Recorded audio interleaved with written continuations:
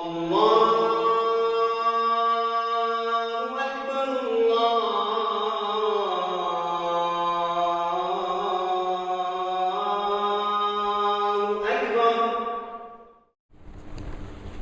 لله نحمده ونستعينه ونستغفره ونعوذ بالله من شرور أنفسنا ومن سيئات أعمالنا من يهده الله فلا مضل له ومن يضلل فلا هادي له وأشهد أن لا إله إلا الله وحده لا شريك له وأشهد أن محمدا عبده ورسوله صلوات الله وسلامه عليه أما بعد السلام عليكم ورحمة الله.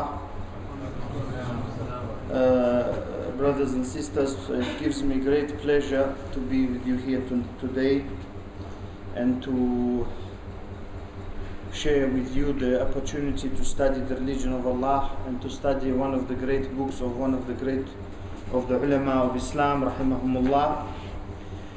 And before I go to the book that I have chosen, which is Riyad-us-Saliheen by Imam Abu Zakaria Muhyiddin Yahya bin Sharaf al-Nawawi rahimahullah, I just want to say a few words about attending the classes, because whenever we start the class there are always a lot of people, and whenever a few weeks go, people fall off the lesson schedule and they suddenly find important things to do, which in fact are not really important. Some of them attend cricket matches, some of them they watch football, some of them they whatever else.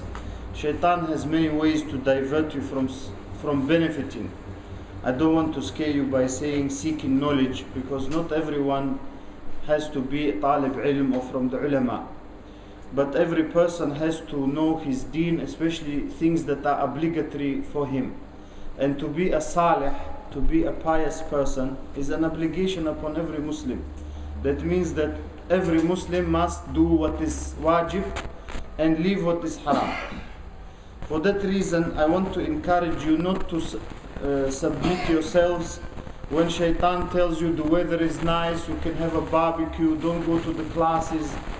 I'm talking about any religious classes that are on the sunnah, not my class only. So for that reason, don't fall off at the first hurdle, because seeking knowledge and benefiting from the classes is not something that you get every day an opportunity to do. Like I said, the shaitan comes in many ways. He will tell you, Abu Imran, what does he know? Abu Usama, what does he know? The Imam, he's Pakistani. Many things. There are, of course, shaitan comes and tells you those things. And shaitan will keep telling you, Ikhwan, until you leave everything. And we live here in the West. We don't have many ulama. We have very good shuyukh. In my view, we have some ulama, but some brothers don't know them. In any case, we have very good brothers who now have been studying a very long time. So we need, even if one of us takes a book and reads from it, which what we're going to do with the explanations, because I don't come to my lessons unprepared, unlike what some people said about me. I never come to a lesson unprepared. That is not the reason I leave my family and my house and I come all this wasting my time to waste your time and my time. So when we read, it's better for us than watching news, watching TV, which is wasting our time. Believe me, I have TV, alhamdulillah, I know what I'm talking about. And nowadays, you need to watch news only to know how many Muslims killed in which country. That's the only reason. What other reason? Tell me you want to watch the news. So don't let shaitan, continue some of us have been saying we want to seek ilm for 20 years, 10 years, 5 years, and we do nothing. So I'm saying this for myself, first of all, because I need the motivation to come and to do these things. But also I'm saying for you, so that you don't submit to the shaitan, because there is no other being that will tell you not to attend these classes except shaitan and those who are with him.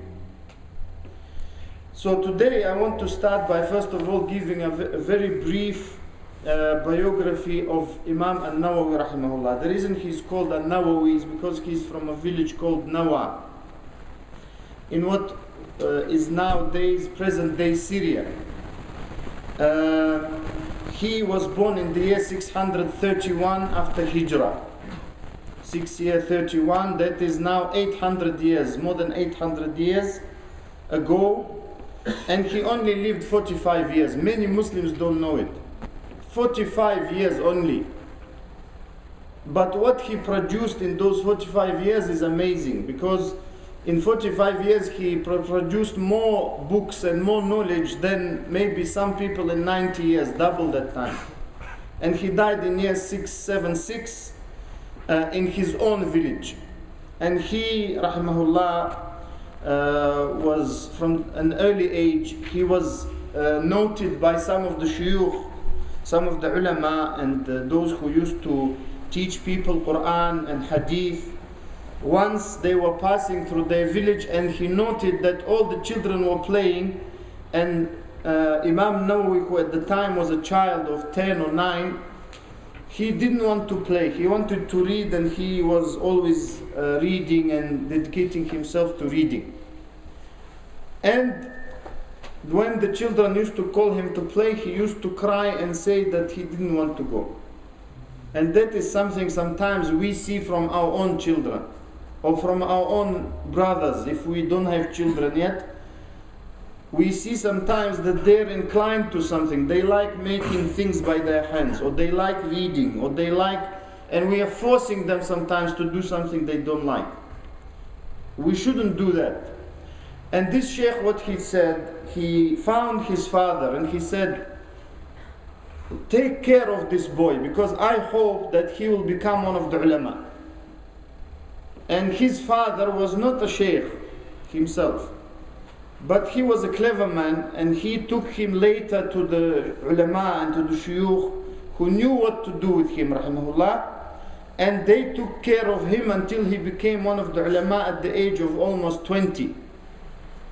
And that is something that Allah chooses people for that. Like in our time, we have some of the ulama, like Shaikh al-Anbari rahimahullah. He wrote his first books when he was 22, 23.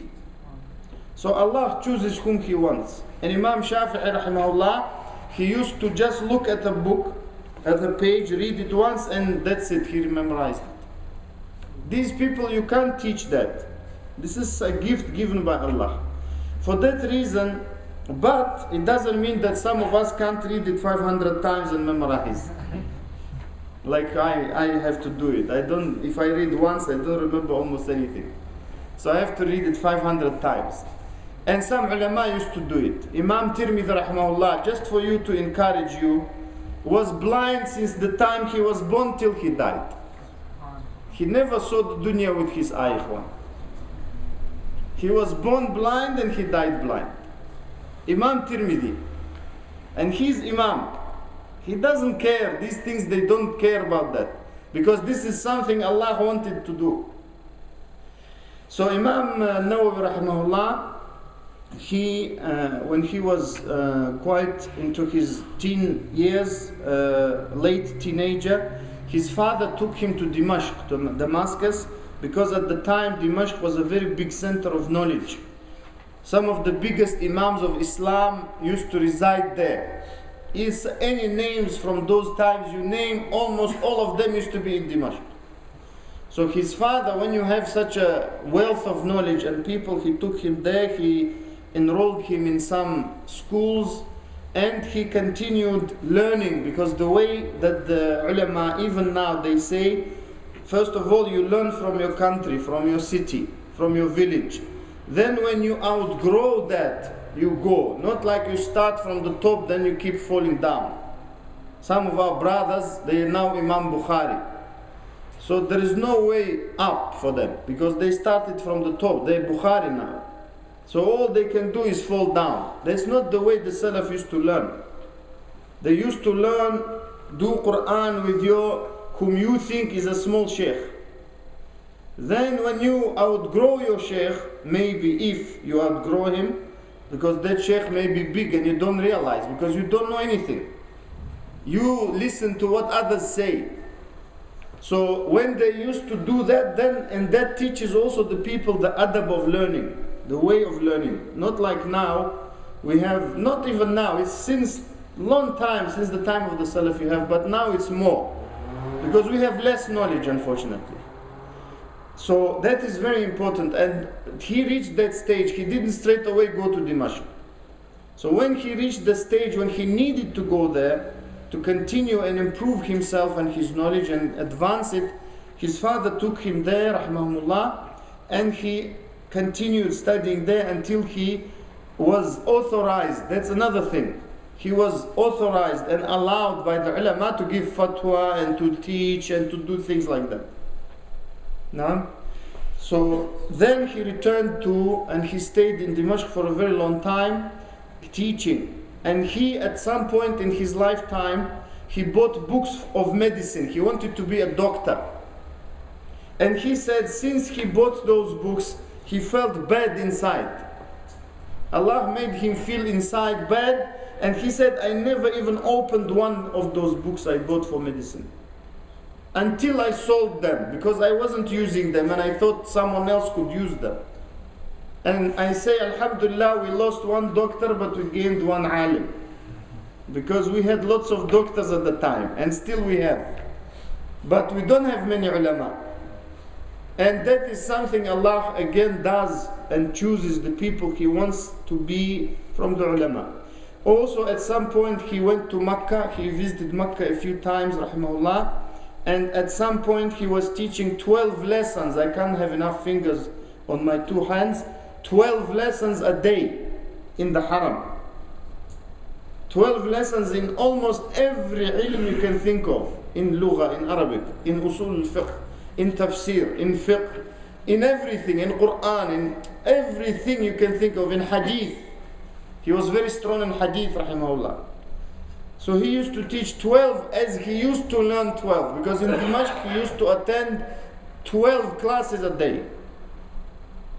So these are things that, ikhwan, sometimes we don't teach, we attend. We can attend 12 a day. These are things Allah gives whom He wants and He chooses. It doesn't mean we should do it, but the ulama mentioned to show that what we in Arabic called ulul himma, that his ambition was not just to eat, drink, sleep, die, that's it. His ambition was to teach. And he used to eat once a day.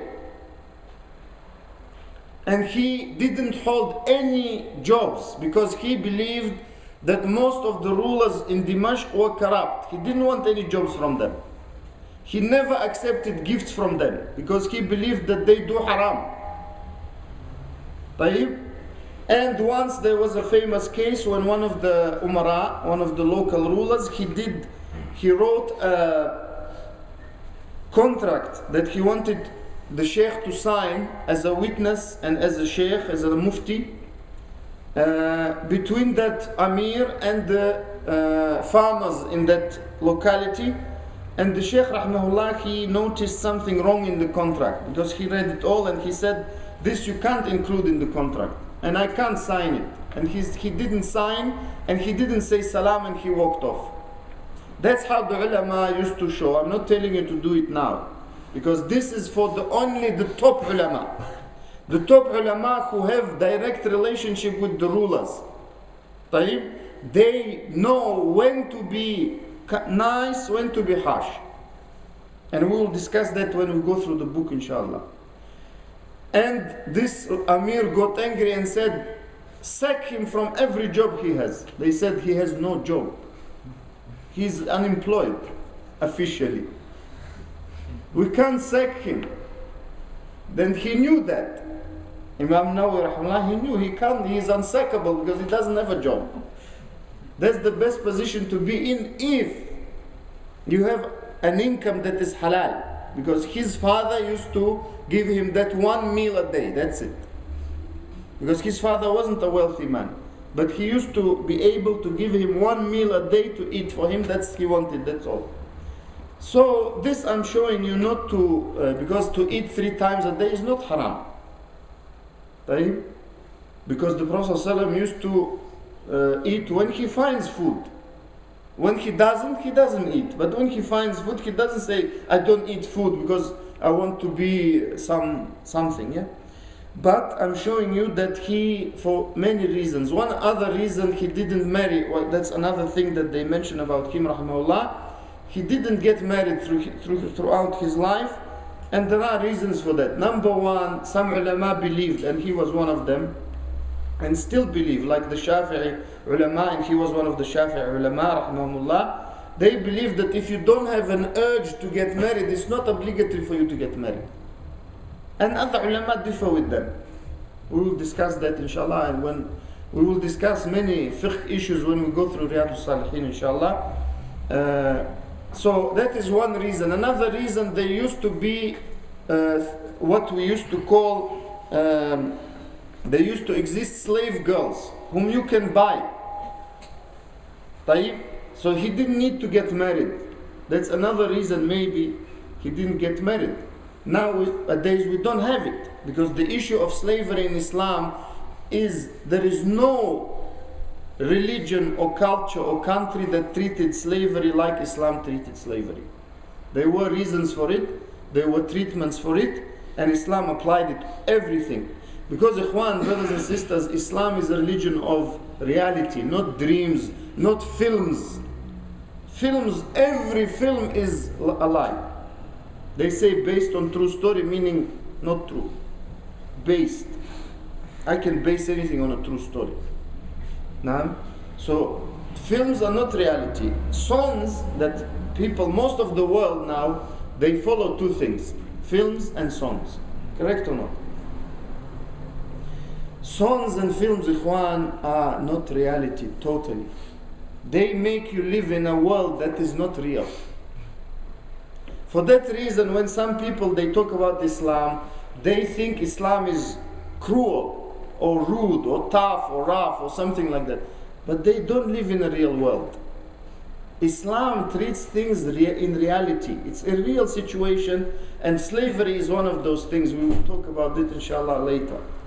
Because there are chapters, wa alaikum salam wa rahmatullah, there are chapters in the book about that. So Imam Nawawi rahimahullah, there are many karamat. We believe as Ahlul Sunnah in karamatul awliya. Karamatul awliya, those miracles that Allah allows those people who fit His description, mentioned in Surah Yunus, Ala inna awliya Allah la khawfan alayhim wa lahum yahzanun, alladhina amanu wa kanu yattaqun. That the wali has to fit two descriptions. Alladhina amanu, they must believe correctly, they have to have correct aqidah. And number two, they used to have taqwa, they follow the sunnah. So if someone flies through the air and he doesn't follow the sunnah, the ulama, they don't consider that to be from the karamat, the miracles of the awliya. Why? Because the jinn carried them. The jinn who helped them. That's why you find that in many films that use magic and stuff, they show those witches and others flying through the air. That is true, that is not a lie. They can fly through the air, but not themselves. Jinn can carry them. So, Imam al-Nawawi rahimahullah was one of those who we believe was mukhlis, because we can't say it for sure. He had, we believe, ikhlas, because of what he wrote and how much Allah put what we call in Arabic qabul, not qubul. Qabul, acceptance among the people for his books. Like Imam Nawawi, 40 hadith. Anyone says, give me another 40 hadith, we are struggling. Everyone knows Imam Nawawi is 40 hadith, correct? If you mention 40 hadith, everyone say, oh, Imam Nawawi. If you say Riyad-us-Saliheen, everyone knows it. Not a single masjid probably in the world exists that doesn't have either 40 hadith or Riyad-us-Saliheen or both. That's, I'm saying, Sunnah masjid, normal masjid. Not temples people call masjid, where they call others than Allah and things like that. Now, so that is one of the signs the ulama say that the person was, when he was writing those things, he wanted to please Allah. But we still don't say that he had ikhlas for sure, because we don't know that, something Allah only knows. But we hope, just like we say about shuhada. Nowadays, everyone who dies for a cucumber is shaheed. For a vegetable. He dies for Allah alam what, even if he's not a Muslim, say shuhada, still shuhada, mashallah. Everyone is shaheed. We don't say, Ikhwan, if you say someone is shaheed, that means he's in Jannah or not. Yes. So we say shaheed, inshallah, we hope. If he was a Muslim and following what Allah said, not some, they say even about non-Muslims. Say shuhada of the freedom, now we have shuhada al-hurriya and things like that. Allah musta'an. But that is not related directly to our topic, but we hope Imam Nawawi rahimahullah, he wrote these seeking the pleasure of Allah, and he, before he died, he performed Hajj. He asked some of his students, I want to perform Hajj, so I feel that it may be my last Hajj, he said. And he performed Hajj, and he returned to his village Nawa, and he died there, rahimahullah. And they said the whole of Dimashq was disturbed at hearing that he died at the age of only 45, rahimahullah. But he left a lot of books, some of them he didn't finish, some of them he finished. Riyad-us-Saliheen, min kalam Sayyid al-Mursaleen. Riyad-us-Saliheen means the gardens of the righteous, the pious, from the kalam, from the speech of Sayyid al-Mursaleen, the chief and the leader of all the messengers, or those who sent. So Riyad-us-Saliheen really is a book of hadith, if you want to say, how to be a salih. That is something we all want. We all want to be salih. We all want to be pious. So this book, it applies to everyone, alim, jahil, talib ilm, everyone benefits from this book. And inshallah, if your intention is to please Allah, you will also inshallah benefit from it. I will read the way I normally do all of the books that I teach, is I read in Arabic for many reasons, then I translate. One of the reasons is I love Arabic. Another reason is because we need to get used to some Arabic words, and maybe it will help you as well. And another reason is for our Arab brothers, or those brothers who speak Arabic, they can also enjoy the lesson. Not only those of us who speak English, or strange English as it is in my case. So inshallah, I will first, the muqaddimah of the ulama, the true ulama, they are not big, they are not long forwards. Some books I have at home, 120 pages introduction. Until you finish, you're dead nearly. So you think, what was it about? 120 pages, Allahu A'lam, what you can introduce. So the ulama, that is because it's written by people now, unfortunately, who they have a lot of time and they think everyone has that time. So Imam al-Nawawi, his introduction is one page, one A4 sheet, or less even. So he rahimahullah said, Alhamdulillah al-Wahid al-Qahhar al-Aziz al-Ghaffar mukawwir al-layli ala al-nahar tadhkiratan li uli al-qulubi wal-absar. So he's praising Allah. وتبصرة لذوي الألباب والاعتبار الذي أيقظ من خلقه من اصطفاه فزهدهم في هذه الدار. The one who chose, he said, from his creation those whom he made not run after this world. وشغلهم بمراقبته وإدامة الأفكار. And he made them busy with watching and knowing that he watches them and thinking about him. وملازمة الاتعاظ والادكار. And also he made them always think and be reminded and remember Allah. ووفقهم للدأب في طاعته والتأهب لدار القرار.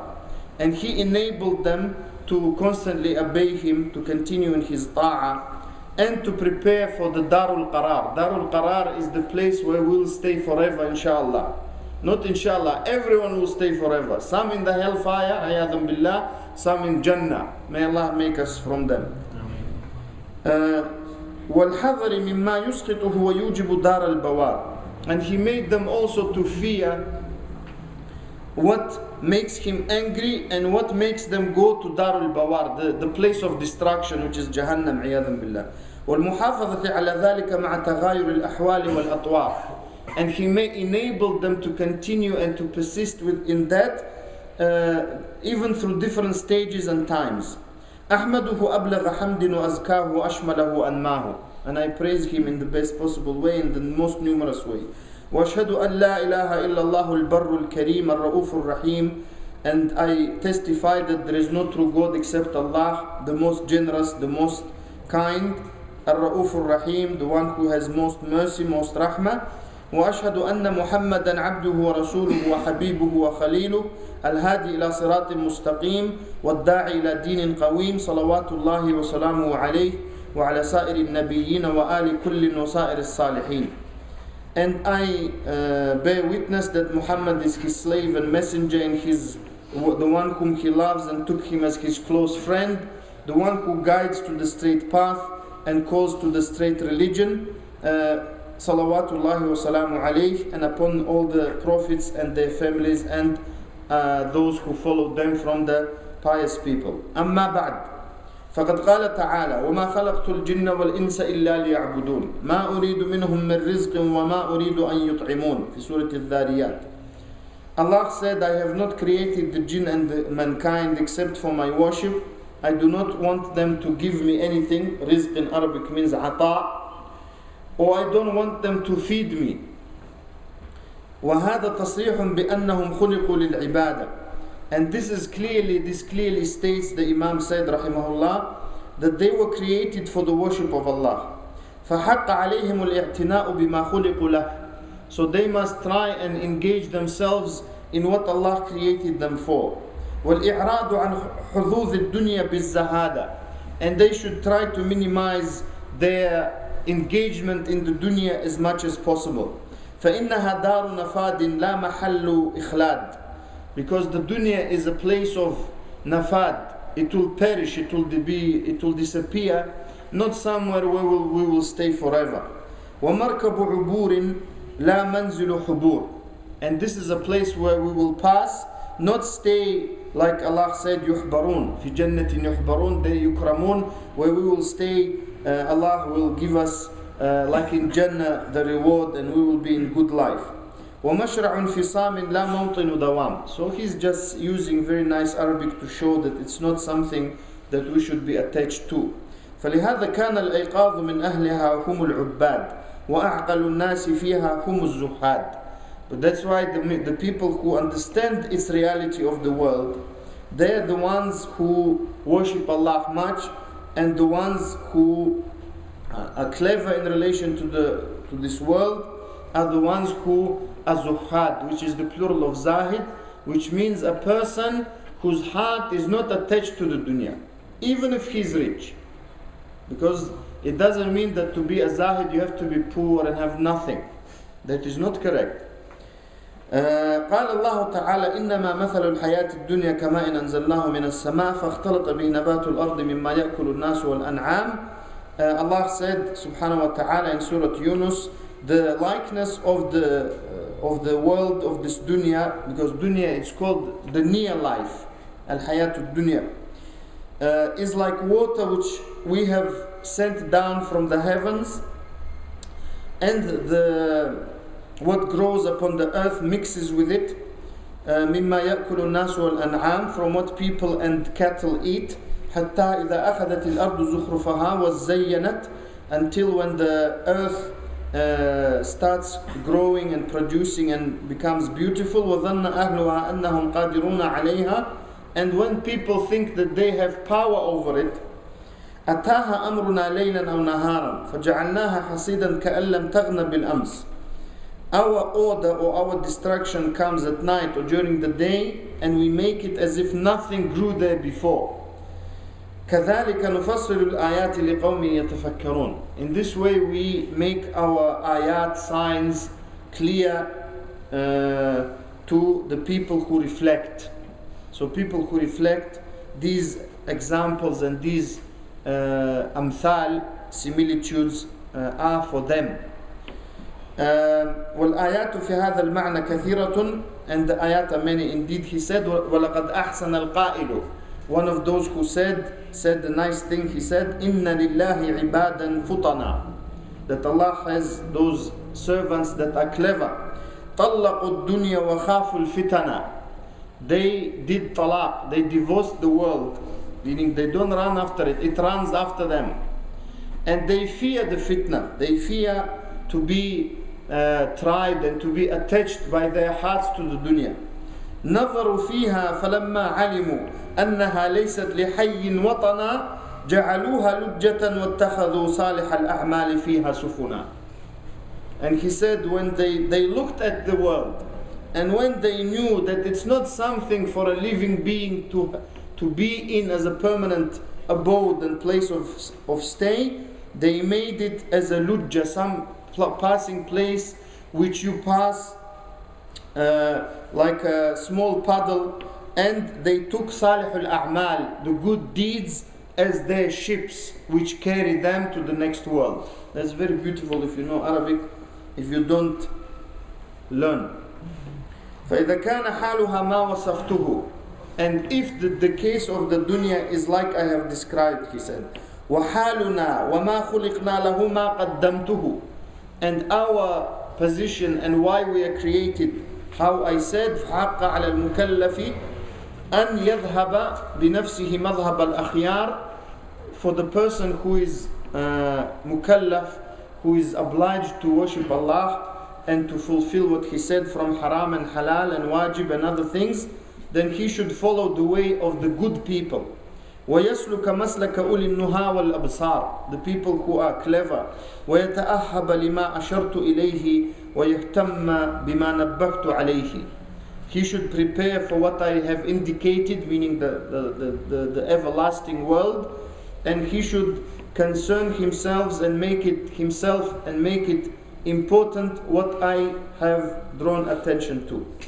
وأصوب طريق له في ذلك وأرشد ما يسلكه من المسالك, and the best way and what is going to make him reach his goal is التأدب بما صح عن نبينا سيد الأولين والآخرين وأكرم السابقين واللاحقين صلوات الله وسلامه عليه وعلى سائر النبيين.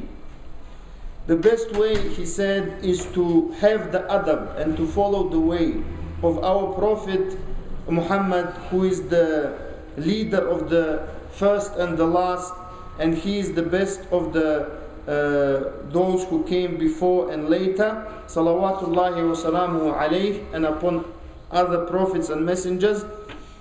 وقد قال الله تعالى وتعاونوا على البر والتقوى, and Allah said, and cooperate with one another upon righteousness and piety. وقد صح عن رسول الله عليه الصلاة والسلام أنه قال والله في عون العبد ما كان العبد في عون أخيه. And the Prophet ﷺ said that Allah keeps helping his slave as long as his slave helps his brother. وأنه قال من دل على خير فله مثل أجر فاعله. And also the Prophet ﷺ said, whoever points and directs someone to do good, then he has the reward of the one who does it.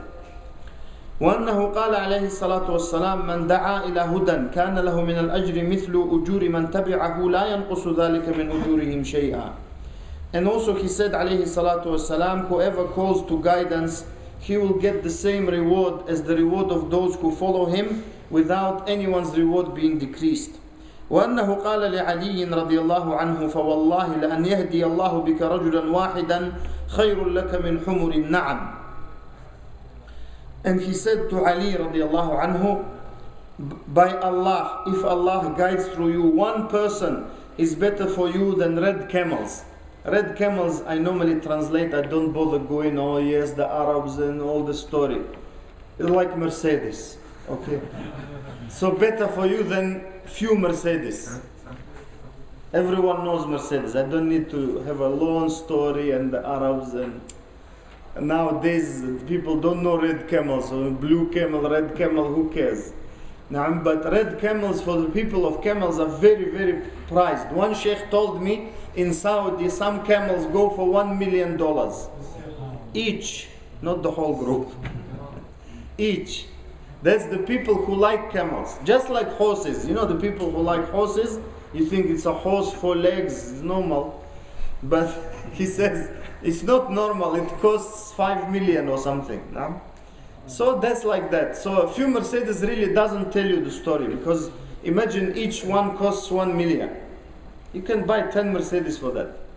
Or more, I think. I don't know. I didn't check the prices last time.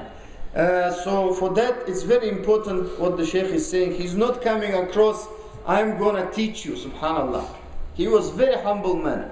And what he's saying, look, he will say now. فَرَأَيْتُ أَنْ أَجْمَعَ مُخْتَصَرًا مِنَ الْأَحَادِيثِ الصَّحِيحَةِ.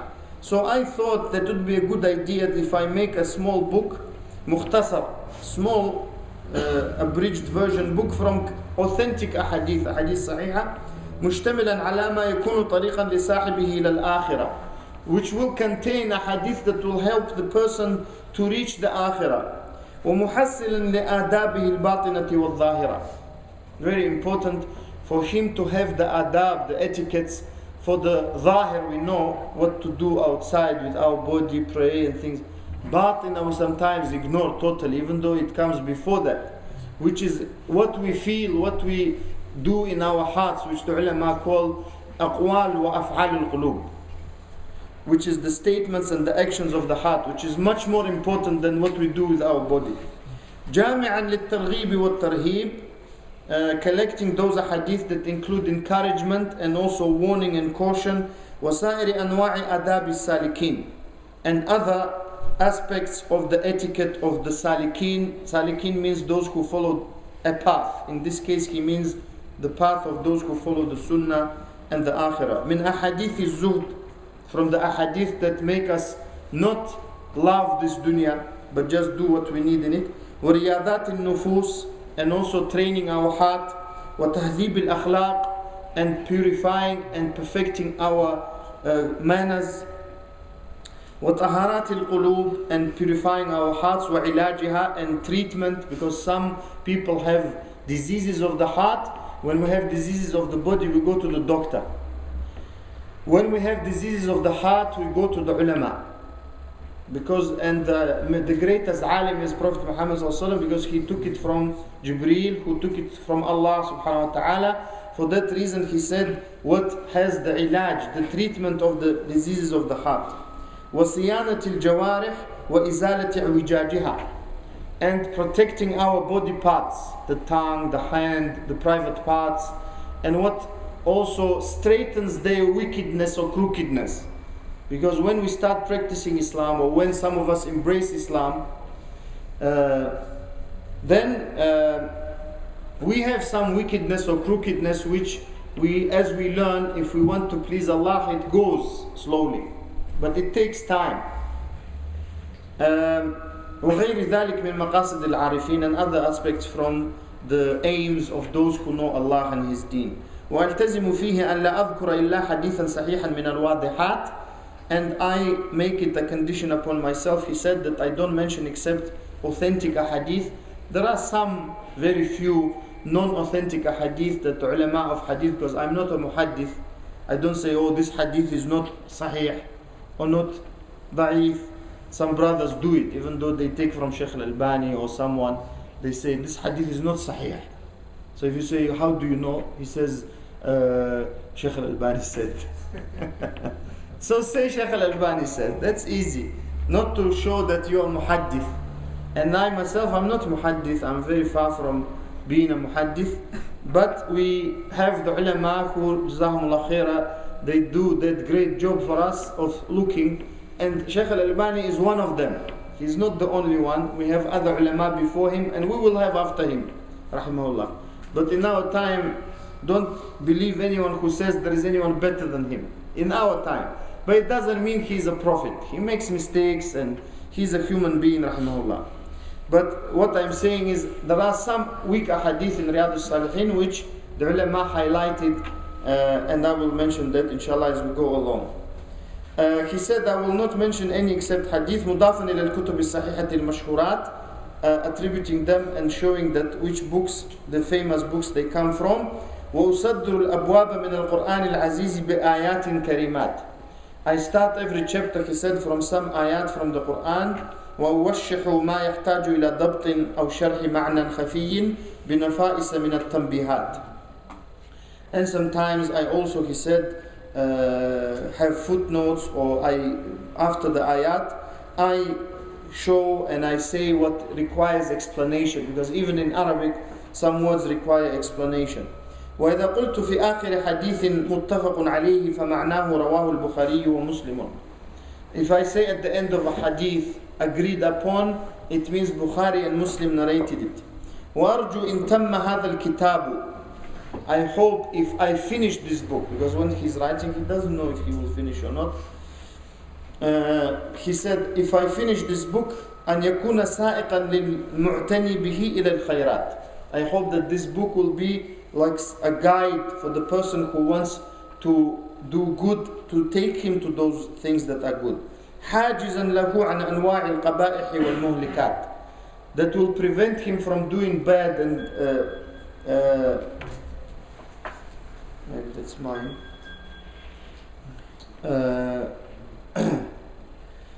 Now, from committing bad sins and that those that may destroy him. وأنا سائل أخا انتفع بشيء منه أن يدعو لي.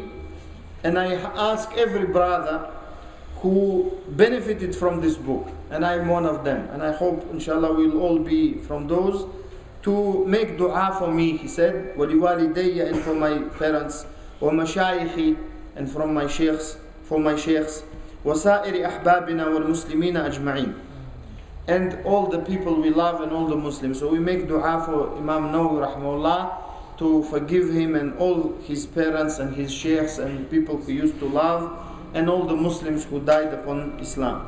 وَعَلَى اللَّهِ الْكَرِيمِ اعْتِمَادِي, and I rely on Allah, the most generous, the most kind. وَإِلَيْهِ تَفْوِيدِي وَاسْتِنَادِي, and I rely on Him and I entrust my affair to Him. وَحَسْبِي اللَّهُ وَنِعْمَ الْوَكِيلِ, and Allah is sufficient for me. That is the meaning of حَسْبِي اللَّهُ وَنِعْمَ الْوَكِيلِ. Hasb in Arabic means enough. Hasbi means enough for me.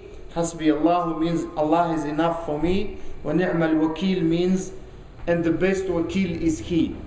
Wakil means agent, or the one who you entrust to take care of your things. وَلَا حَوْلَ وَلَا قُوَّةَ إِلَّا بِاللَّهِ الْعَزِيزِ الْحَكِيمِ. وَلَا حَوْلَ, we don't have any might or power except with Allah, Al-Aziz Al-Hakim, the most powerful, the most wise. The first chapter that the Imam rahimahullah started his book with is the chapter of Ikhlas, because Ikhlas is the most important thing in Islam. And Ikhlas means, he said, باب الإخلاص وإحضار النية في جميع الأعمال والأقوال والأحوال البارزة والخفية. The first chapter is the chapter of Ikhlas. In Arabic, bab means door, but the ulama use it in their books to show a group of hadith or group of ayat or group of masail, group of issues that relate to one another. So they consider that from those things that are permissible to do, even though they were not done in the Prophet's time, alayhi salam, and in a very large proportion of the Salaf, the pious predecessors' time, rahimahumullah. So he said the chapter of Ikhlas, and having the intention and the attention in all of our actions and statements and in all of our state and deeds that appear to people, and they are khafiyya, they are not known to people. That's very important. Ikhwan, I just want to ask those of you who are very tired, maybe you can sit by the wall or something, because it doesn't look nice when we study the book of Allah and the hadith to lie down. Also, those of you who maybe have some books of ilm or you write, please don't put them on the floor. I know maybe some sheikhs told you you can put them on the floor. I don't consider that to be permissible. So please don't put them, because they have ayat of Quran and they have hadith. Those are important things. He said, rahimahullah, the first ayah he started the book with, قال الله تعالى وما أمروا إلا ليعبدوا الله مخلصين له الدين حنفاء ويقيموا الصلاة ويؤتوا الزكاة وذلك دين القيمة. Of course, many of us know this ayah in Surah Al-Bayyinah, but not many of us maybe understand. They were not ordered except to worship Allah, dedicating all of the deen to Him. Hunafa. Hunafa is the plural of Hanif, and Hanif means the person who is inclined and who is upon the right religion, and he dissociates himself from the batil, from the wrong religions. وَيُقِيمُوا الصَّلَاةِ, and they were ordered to establish salah, the prayer. وَيُؤْتُوا الزَّكَاةِ, and to give zakah. and that is the straight religion or the correct religion. وقال تعالى لن ينال الله لحومها ولا دماؤها ولكن يناله التقوى منكم. في Surah Al-Hajj, Allah said in Surah Al-Hajj that the meat of the sacrificial animals or their blood does not reach Allah, but what reaches Him is taqwa from you. Meaning that it's not for Allah. He doesn't eat the meat. He doesn't benefit from the meat. He doesn't benefit from. But what is important is that what you do, respecting what Allah said, reaches Him. That's when we say to some people, brother, pray, sister, do this, don't do this. They say, Akhi, my heart is nice and clean. That shows that your heart is not nice, because you don't want to do what Allah says. And that also is, it's like someone says, I love my father, and he says, go buy bread for me. You say, my heart is clean. Buy bread yourself. No? Close the door, son. My heart is clean. Close the door, father. No one says that, ikhwan. No one. So why do people, this is talbisu iblis. You know, shaitan told them something which is not true. My heart is clean. Who told you that? When's the last time you checked your heart religiously? So that is something that people say. That's I say because many people say it to us, correct or not? I heard it many times. When you say, Akhi, don't do this, they say, main thing. Why don't you do salah in your heart and hajj in your heart and everything? That's also batil. It's not my heart, I do in my heart. Some even say, I'm good Muslim in my heart. I do in my heart. But if you check, his heart is terrible, it's black. But alhamdulillah, we don't see it. We might get scared. Just like we don't hear the punishment of the grave. Otherwise, the Prophet said you would have lost maybe consciousness because of how people are punished in the grave. And also Allah said, He gave another ayah, قُلْ إِن تُخْفُوا مَا فِي صُدُورِكُمْ أَوْ تُبْدُوهُ يَعْلَمْهُ اللَّهُ. In Surah Al-Imran, Allah said, say, if you hide what is in your chests or you declare it openly, Allah will know it anyway. Allah knows it. So these ayat, the ulama who explained Riyad-us-Saliheen and the people of tafsir, rahimahullah, they said these ayat are to show us that what is in the heart is more important than anything else, because the heart is in charge of the body. The heart is in charge of the body. So if the body doesn't do something, there is something wrong with the heart.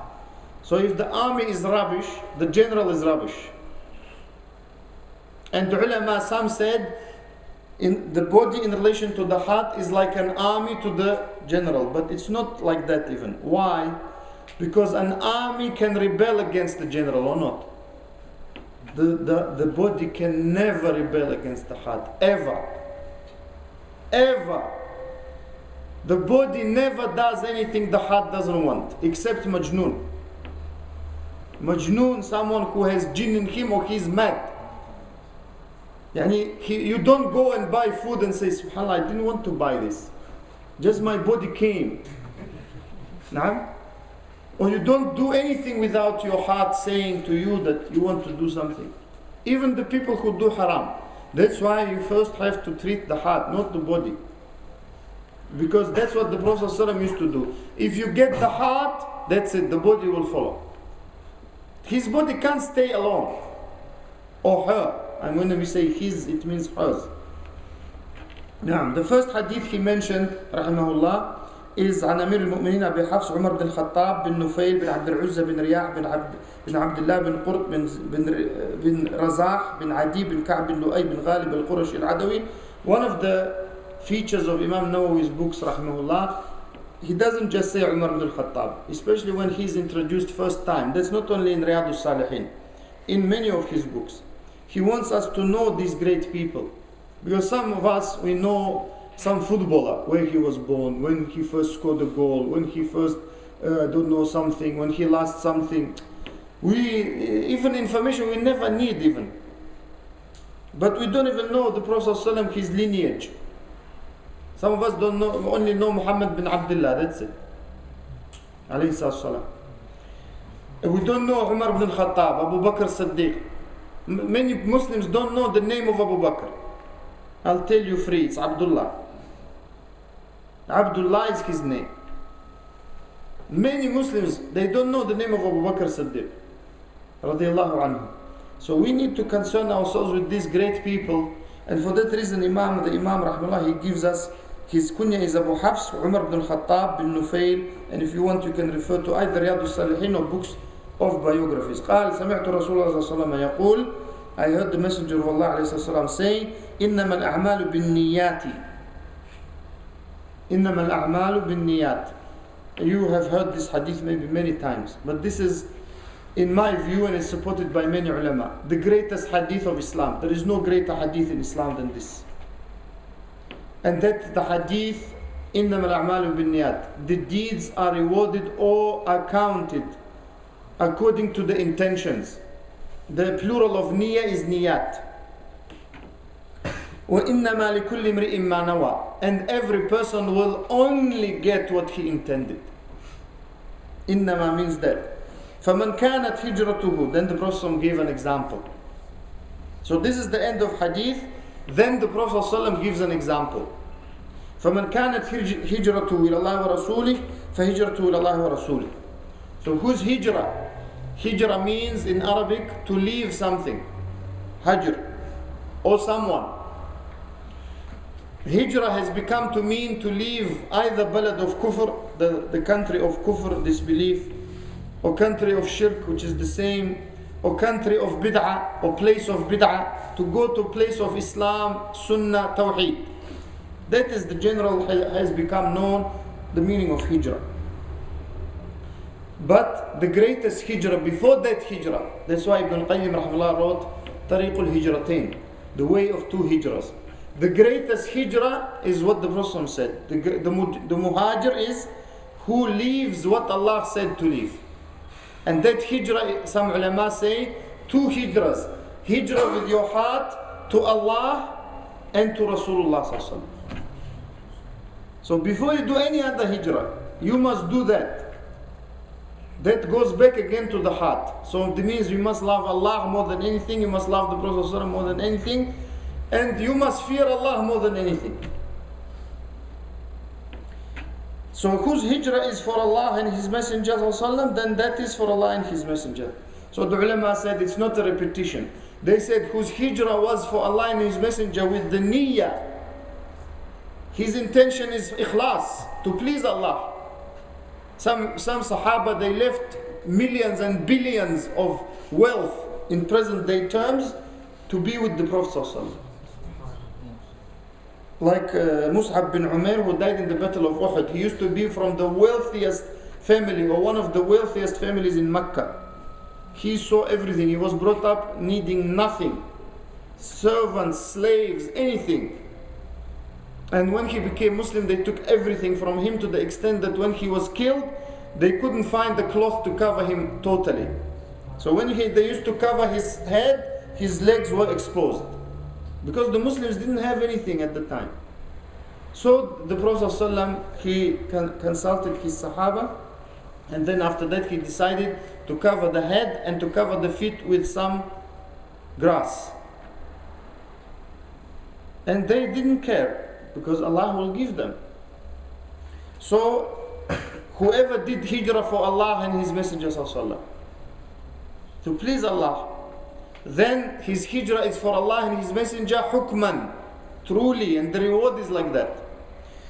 وَمَنْ كَانَتْ هِجْرَةُ لِلدُّنْيَا يُصِيبُهَا وَامْرَأَةٍ يَنْكِحُهَا, and whoever did hijrah for some dunya. Here dunya is nakira, which means it's not lid dunya, meaning any dunya, anything. I did hijrah for to get some business, I did hijrah to, so then, or to marry a woman, that's an example as well. Then his hijrah is for what he migrated. The Prophet ﷺ, they said, didn't repeat dunya again and mar'a again, woman again, because of this is nothing to do anything for. Meaning the ikhlas has to be for Allah, not for the dunya. And woman is dunya or akhirah. Just for woman is dunya. Yani to get married is dunya. To get married for Allah is different. The same applies to a woman if she did it for marriage. But we say generally men run after women, not the other way around. Now, on the lookout. The brothers, mashallah, know what I'm talking about. So that's why the Prophet ﷺ, he mentioned that. But they said, the ulama, he didn't repeat it like he repeated Allah and Rasuluhu alayhi salam, because it's insignificant. Dunya is insignificant compared to that, and or anything else is insignificant because marriage is part of dunya. And this hadith is Bukhari and Muslim muttafaq alayh, and the Imam again said, introducing those two Imams, Rawahu Imama al-Muhaddithin. The two Imams of the ulama of hadith said, narrated, or collected, Abu Abdullah, Muhammad bin Ismail bin Ibrahim bin al-Mughira bin Bardizba al-Ju'fi al-Bukhari. That's Bukhari. وأبو الحسين مسلم بن الحجاج بن مسلم القشيري النيسابوري في صحيحيهما اللذين هما أصح الكتب المصنفة. In their two books that are most authentic books. And Bukhari and Muslim, as far as I remember, were not Arabs. This I wanted to show that those brothers of us who are not Arabs doesn't mean that it should prevent you from learning. But I'm not saying it like some people do, to hate Arabs. That is haram. We must love Arabs as a nation, and we must love especially the Muslims from the Arabs, and the better the better. The kuffar Arabs we don't like, but I'm saying we must not like. Most non-Arabs I've seen, they hate Arabs. They say, look, Arabs are wasting our money. I don't know how is his money. Our money, mashallah, his money is wasted, mashallah. Our money. Arabs are doing this. He never looks at his country. His country is worse even. Because even though many Arabs, they disobey Allah, there are many, alhamdulillah, who obey Allah. The other countries, you hardly see those who obey Allah. Most masajid, ikhwan, built are helped by which countries? I don't know, which if you know. Arab countries, ikhwan. Or Pakistan, India. When is the last time you know Pakistan, India, or Somalia, or any other non-Arab country helped to build a masjid? So we have to have balanced view of things. We cannot constantly follow the jahils, those people who know nothing in the deen, and they watch news all the time. The news, they watch them. Oh, subhanallah. Yeah, subhanallah.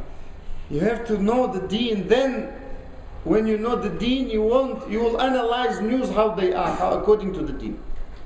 So the channels, they're only interested to get more viewers. Some of them lie, not some, most of them lie. Some of them sometimes speak the truth. Sometimes.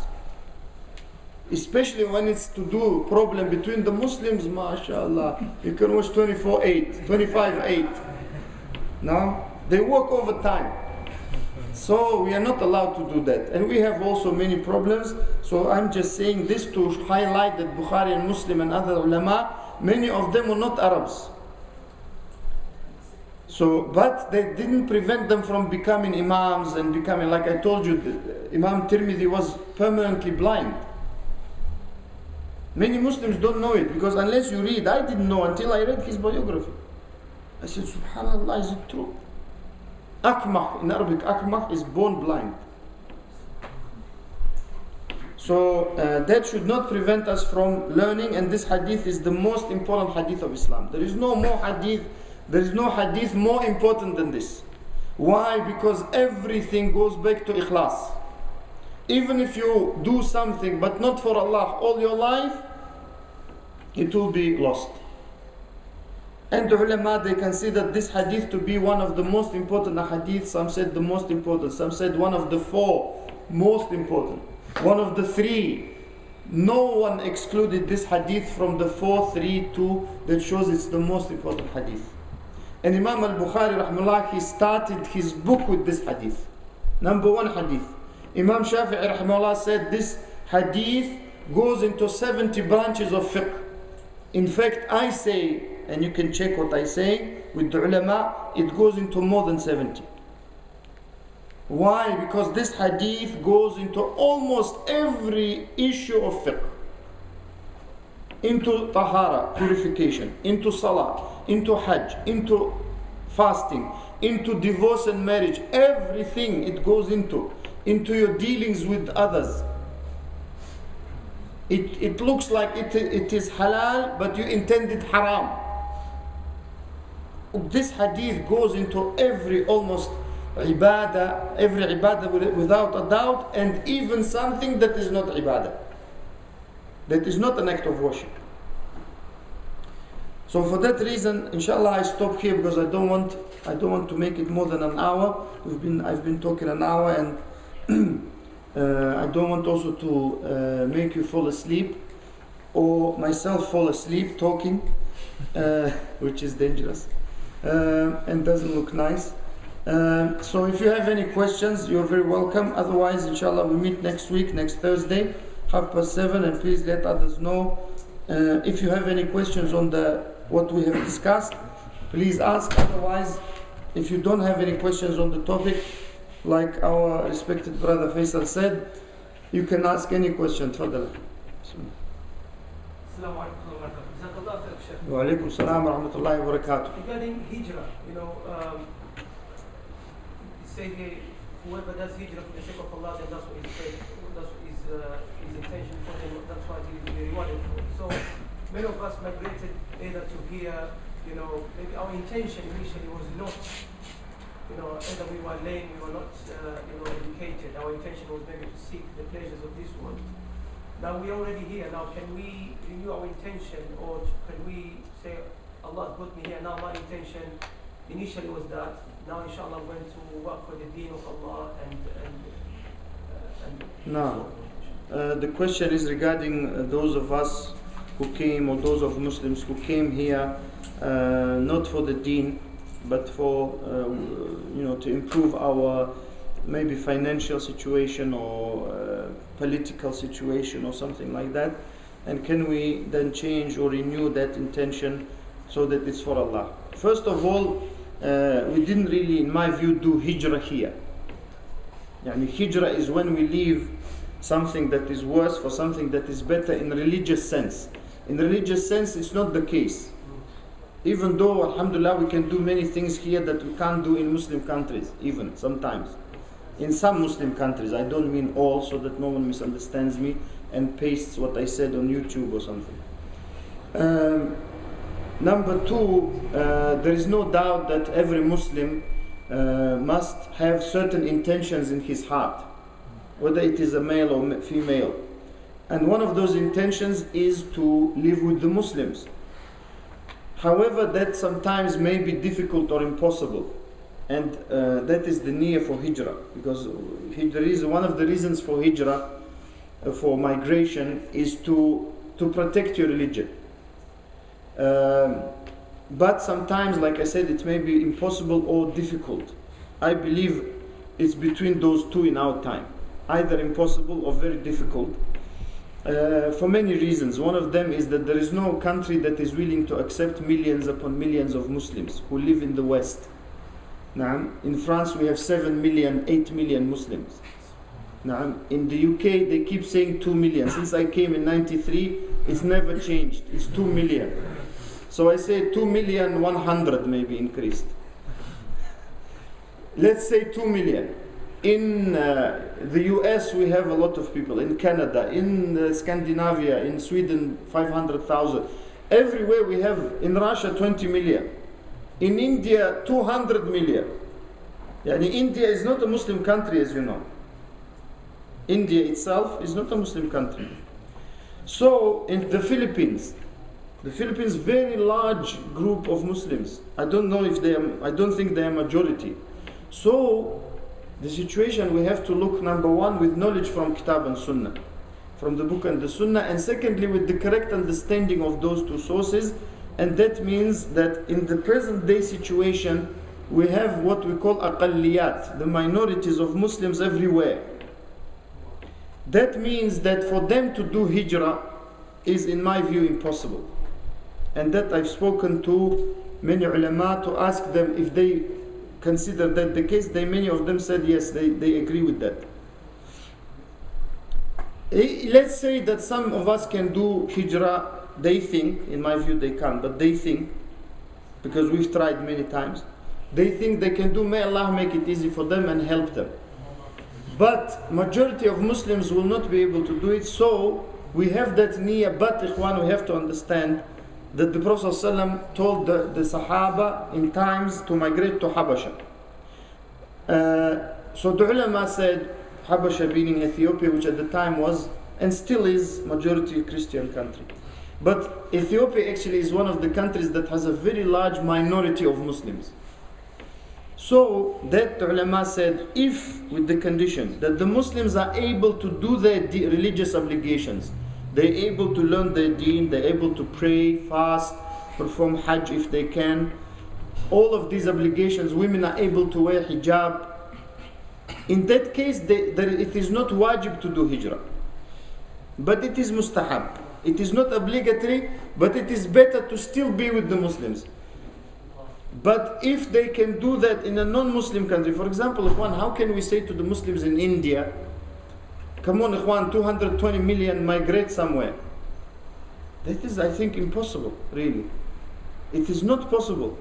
So then in that case, the fatwa we have of many ulama of our time, which is, we can establish our deen in these countries, then we stay with the niyyah of, number one, strengthening the deen of Muslims, because that is our ra'sumal, it's our capital. The Muslims we have now, they are our capital. We can't lose that. So with the niyyah that we want to strengthen that, we want to strengthen all the Muslims. It doesn't mean like some people think to become extremists. No, it means to become good, correct, strong Muslims. And number two, if we can, by doing that, because we don't have to all stand and say, become Muslims, Islam is good, like some people understand da'wah only like that.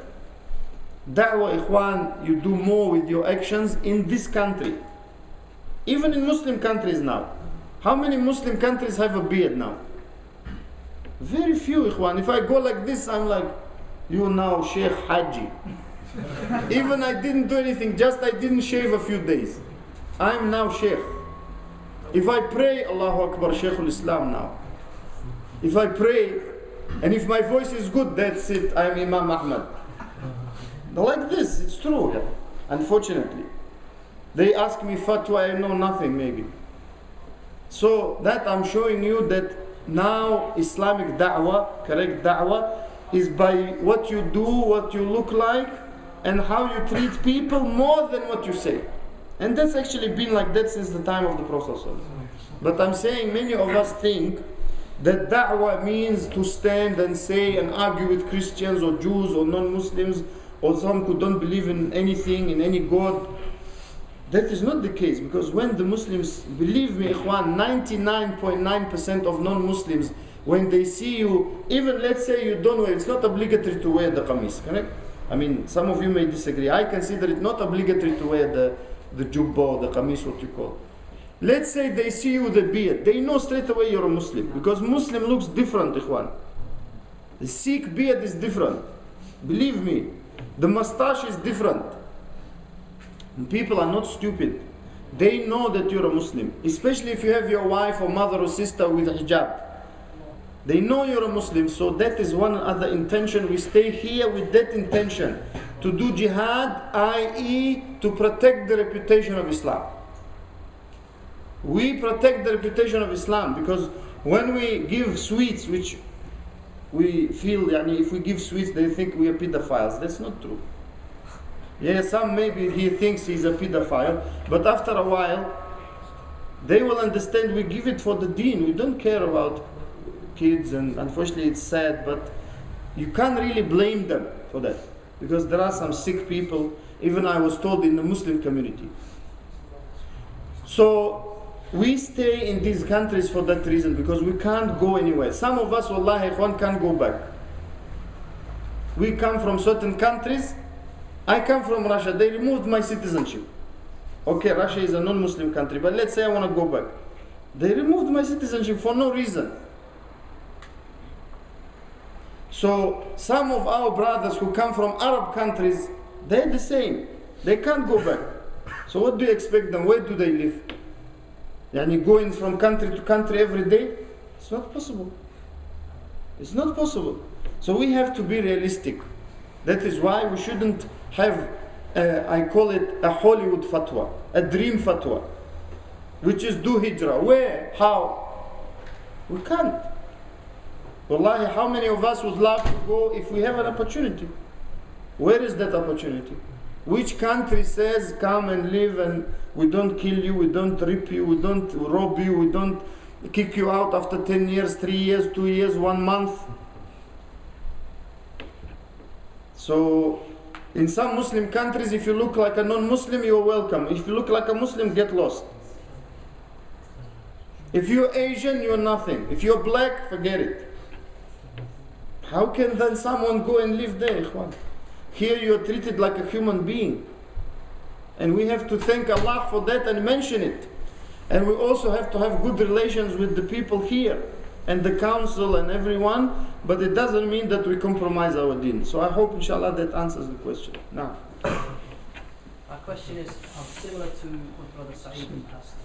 Instead of hijrah, is any actions in terms of if your action, if your action is to leave something for the greater good of Islam, like maybe it could be something that you're doing that's haram, but eventually your intention wasn't necessarily, for the sake of Islam, or maybe you get told to do something, but eventually your intention changes, you still get the full reward for. Yeah, obviously you don't get the same reward. The question is to repeat for the benefit of anyone who didn't hear.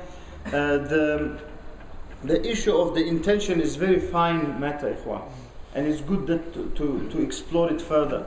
So if someone does an action which at the beginning is not for Allah, but maybe like the brother said, pressure from the parents or something, or whatever other reason, not for Allah, because also I want to say, to want to see His face is ikhlas. To want to go to Jannah is ikhlas. To fear the hellfire and to do something is ikhlas. So all of these are ikhlas, meaning the person, because the questions are flying, jazakallah khair. These are all ikhlas, meaning we do it for Allah. So if at the beginning the person didn't do it for Allah, then he said, I am now going to do it for Allah, he's not like the person who from the beginning started for Allah. Not the same. Why? Because that from the very beginning started for Allah. How can they be equal? But the person who does tawbah, because you have to do tawbah, it's a sin. It's a sin to do something that is ibadah, not to do it for Allah. Something that is an act of worship. Or where we are required to have an intention for Allah and we do it for other than Him, it is not allowed. So we do tawbah with the conditions we will see in the second chapter, inshallah, and we renew and we get, inshallah, the reward, because Allah said in Surah Al-Furqan, He will replace yubaddilullahu sayyi'atihim hasanat. When we do correct tawbah, Allah replaces our bad deeds with good deeds. Now. But this so generally when sometimes you want to do something good though, it does sometimes come from someone else. If you get what I mean. Like sometimes you do either there is a difference if it comes as a suggestion. For example, let's say, Juan, let's collect for this brother. He needs money. Let's do Quran class. It's a suggestion. It doesn't mean we do for that person. Meaning our niyyah is to do it for Allah. Nah? But it comes from someone is different. It can be suggestion, it can be order. Your father can tell you to pray 2 rak'ah of sunnah maybe. A husband can tell his wife to do good and she has to obey him. Naam? But he or she must do all of that for Allah. Naam? Naam. How do you control the Shaykh Riyah? The same thing about Riyah you control by forcing yourself, because it's not easy to control. To Riyah is to do for other than Allah or to do for people something. Like they say, someone was praying and 2 people were sitting next to him, and maybe I said it because I say in many places. So this one of them said, "Shuf, akhi, mashallah, yusalli It's a nice salah, and mashallah. And he said, don't forget I'm fasting today. Of course, that can be not a real thing maybe, but they show that it's very dangerous for a person to be overcome, especially if he hears something. So the only way, ikhwan, there is no other way, is to fight yourself for it. That's why jihad starts from you. When you fight yourself to do what Allah loves, and that is ikhlas. You fight yourself, because it's not easy. The Salaf used to say, like Hassan al-Basri and others, rahimahullah, I've never done more difficult than my intention. Some of them used to say, let's go to janazah. He says, just wait, I do for Allah. Just wait, now we can go. And I don't go with you to janazah because you're my friend. Now, I go to janazah because I want to please Allah. Or when we go, for example, when we go to someone, he invited us for food, mashallah, Allahu Akbar. We all run. We don't go, we run. I'm the first.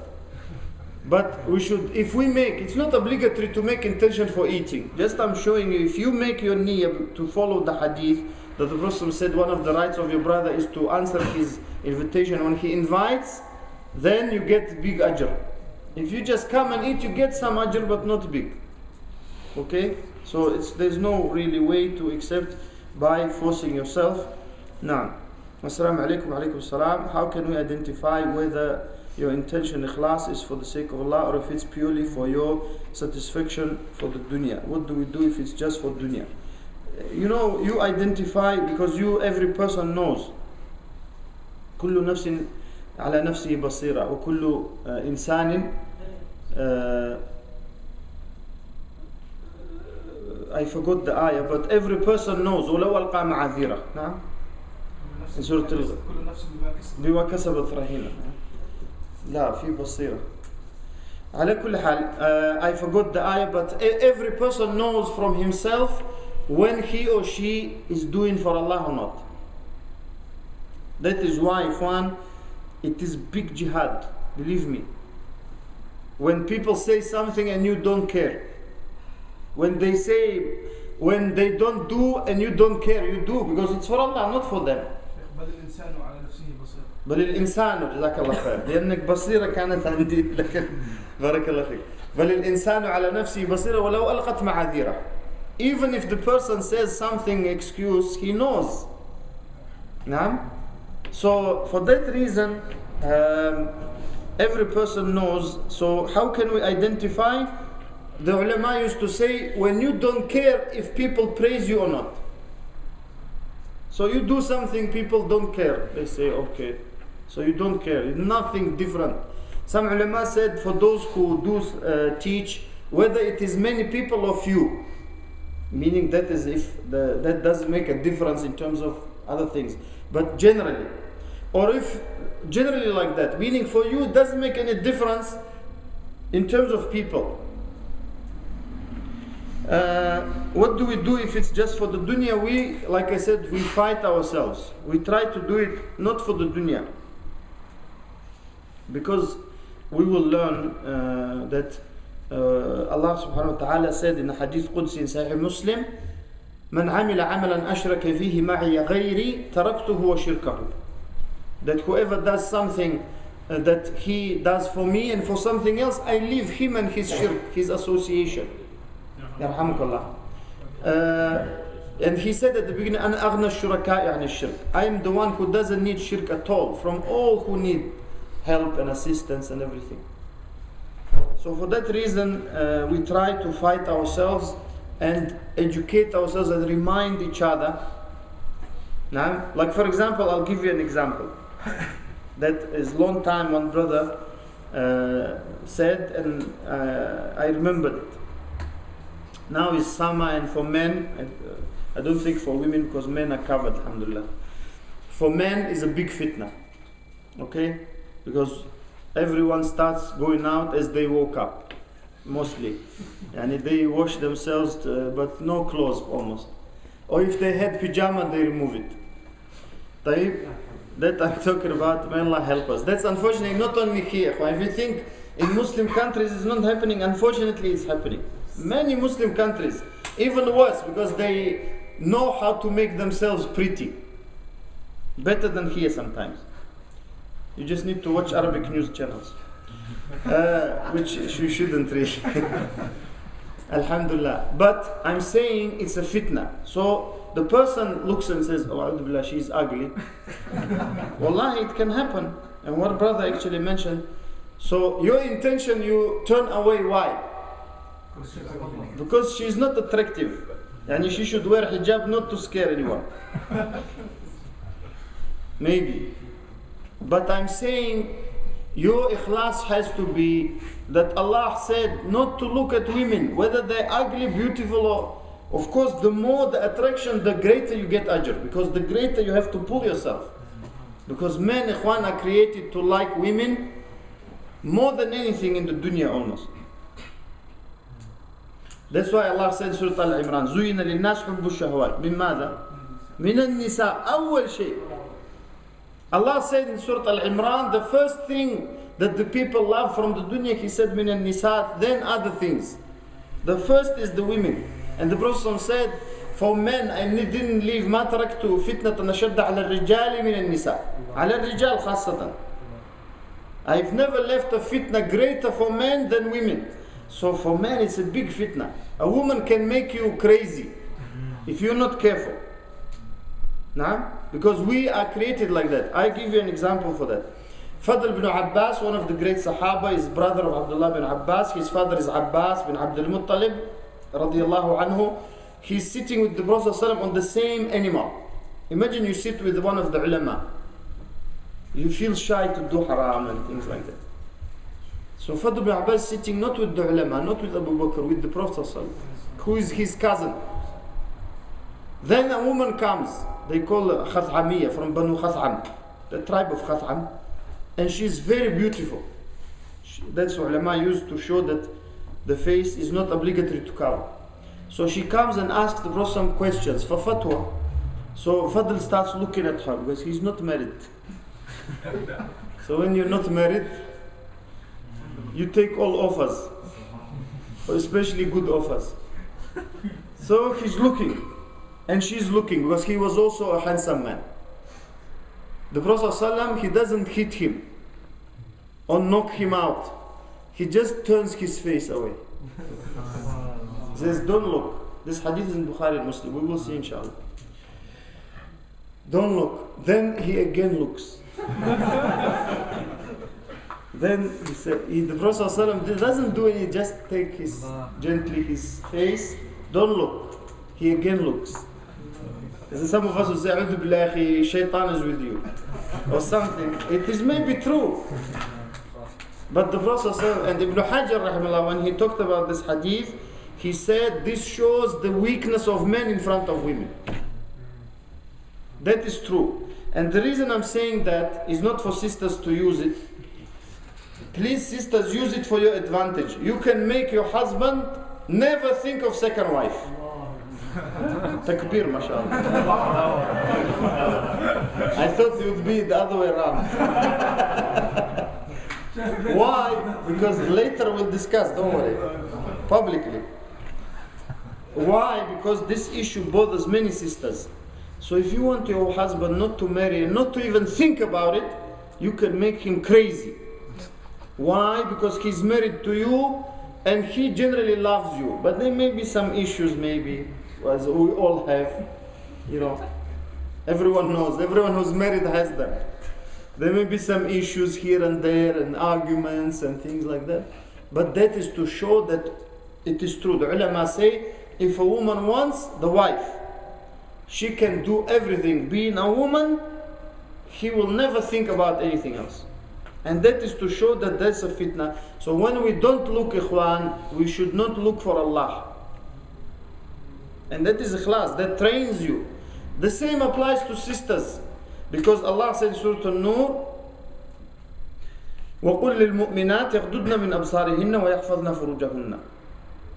That tell the believing women as well not to look at men and to protect their private parts. But I'm saying brothers because there is more fitna for them. Because men, I don't remember being so naked like women, or half. So for that reason, I'm giving you one example, that not to look for the sake of Allah. It is hard. I know, I'm a man. I'm a man, ikhwan. It is very hard. But after a while, when you keep doing it, you find pleasure in it. Pleasure in not looking. Because it's for Allah. Now, so it's one example, and inshallah may Allah enable all of us to do ikhlas. I would like to know which edition, publisher, the book you have is, so we can go and get it. And I actually have the one I could get. I mean, I've had it for a long time. It's in Arabic. It's not in English. So if you want English, I don't know, unfortunately. Maybe some people can recommend something. Is Riyad-us-Salaam? Yes, Yeah. Riyad-us-Salaam have Riyad-us-Saliheen. One of them, I think, has a compilation. I saw one brother showed me that is not the actual all hadith, but the one that's 2 volumes, I think. Yeah. This one is by Riyad-us-Salaam, and commentary by Hafiz Salahuddin Yusuf. The one I'm using, just for you to know, is Maktabatul Mawarid, I think it's called. Checked by Shaikh Al-Anbari, and some of explanation of Shaikh Ibn Uthaymeen, because he explained it in lessons like these. He never wrote an explanation, but he explained lessons like this. Assalamu alaikum wa alaikum salam wa rahmatullahi wa barakatuh. You mentioned marriage to be for the dunya. Please elaborate, as I thought it was for your deen too. Yeah, I mean, as a, for example, as a deed, it's not a religious deed. I worship Allah through marriage, mashallah. So I get married every day. So don't say like that. But the person, he gets married to protect his deen. Of course, there is no doubt, to protect his everything, man and woman. And that is why from that side it's a religious act, of course. But in itself it's dunya. That's why the ulama, when they talk in fiqh books about marriage, they don't mention it before salah or after salah. They mention long after everything's gone.